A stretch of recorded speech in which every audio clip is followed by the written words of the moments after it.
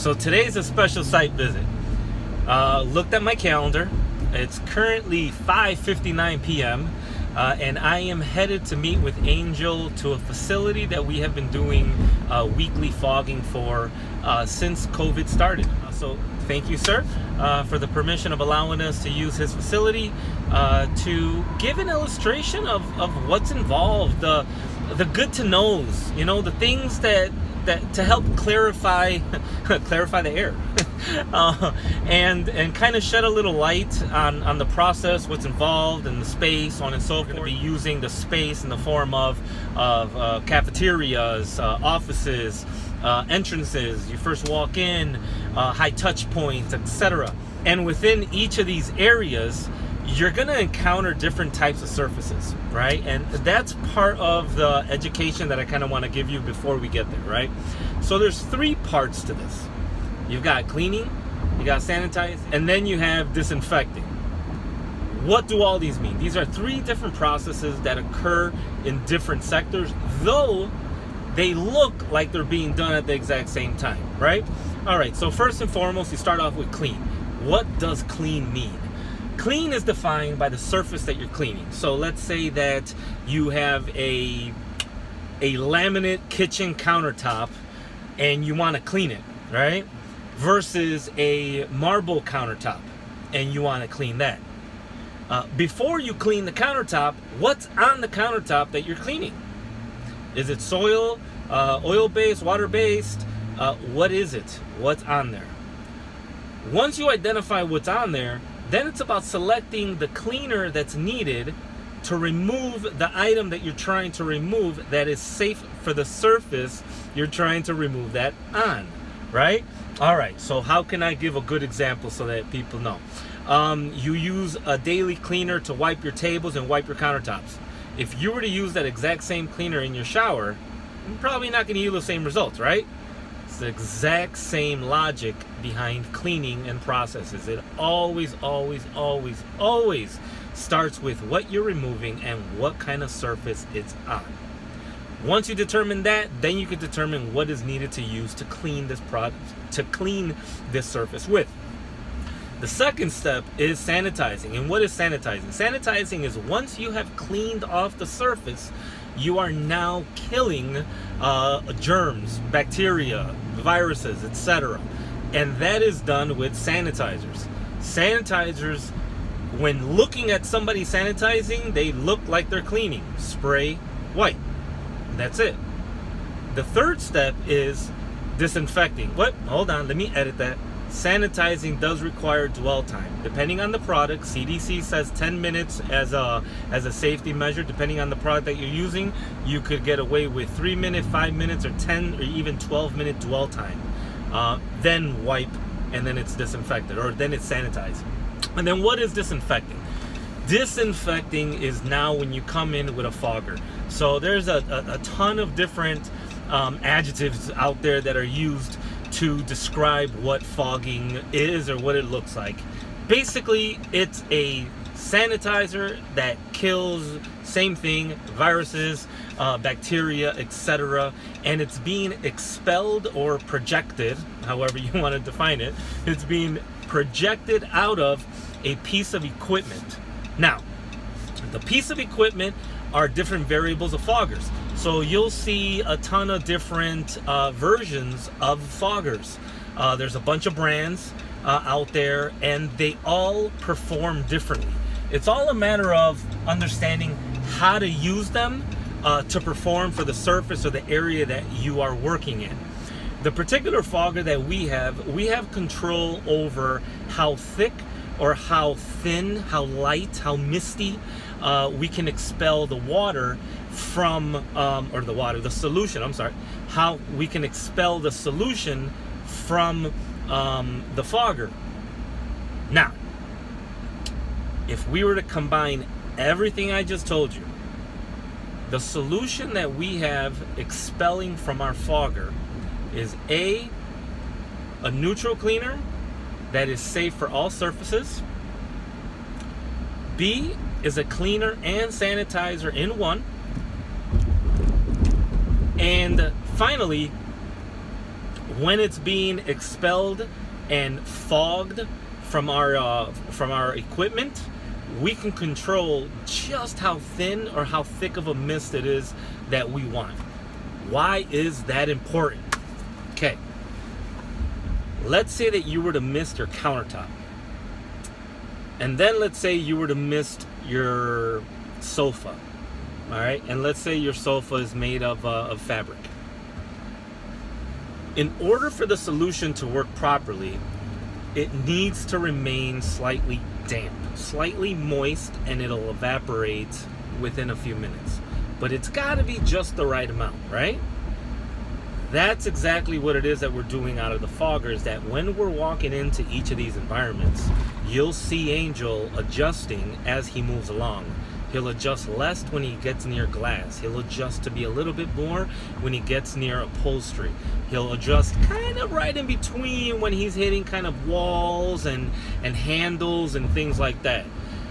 Because as we're walking through, we're also evaluating the material, how much solution it needs, and then in addition to that, we're also walking around and we're moving things and we're trying to control and be safe at the same time.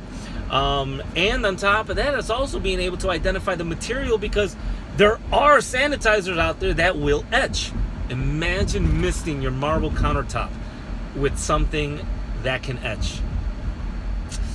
Now you have a marble countertop that needs to be restored.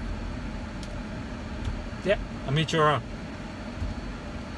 So now you have a countertop that needs to be restored. What's that gonna cost? So truly understanding and knowing what solution to use on what material at what rate is super important. So I'm here, I'm at the location, down there, down the street. He'll be coming up, and then we'll take it from there, and we'll show you little by little. If there's any commentary that I can do, I will do so. But if not, a lot of this is going to be a lot of filming and voiceovers, maybe. We'll see.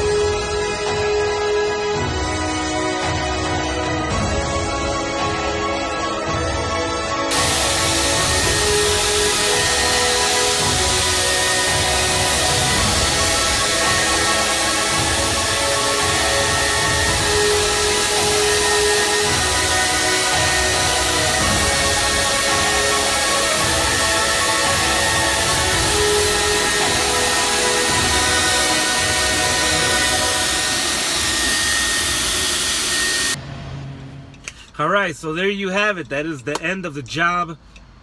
Angel did a phenomenal job.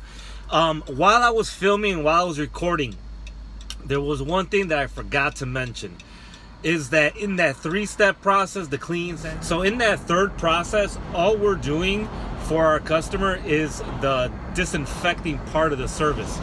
Part of the initial conversation when we met is, what processes do you have in place? What do you have going on? The size of your property, your project. Who do you already have currently in here, and how are they supporting you during this time? And how can we complement the processes that you have? So yes, to do this thoroughly and properly, you should be doing the clean, sanitize, and disinfect. But if you guys got the clean, sanitizing part of the process taken care of, we can complement your existing systems. There's some sort of complementary aspect that we can provide to your facility. And in this particular case, we are only doing the disinfecting portion part of it twice a week for the last 12 weeks or so.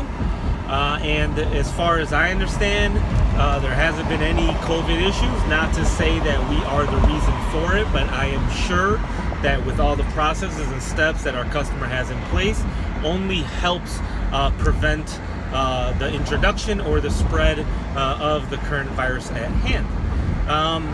And back to the end of the job. So that's it, that's all. Angel is done. He's on his way back. It's getting close to about 8 o'clock. So for the property size that you saw right there, it takes us roughly about 3 to 4 hours of us being there. It's 2 different locations, quite frankly. So you'll notice that the office space kind of changed. Same customer, 2 different locations, a couple blocks apart from each other. And that's it. Thank you for joining us. Until next time, let's see what other good tidbits of information we can go ahead and give you.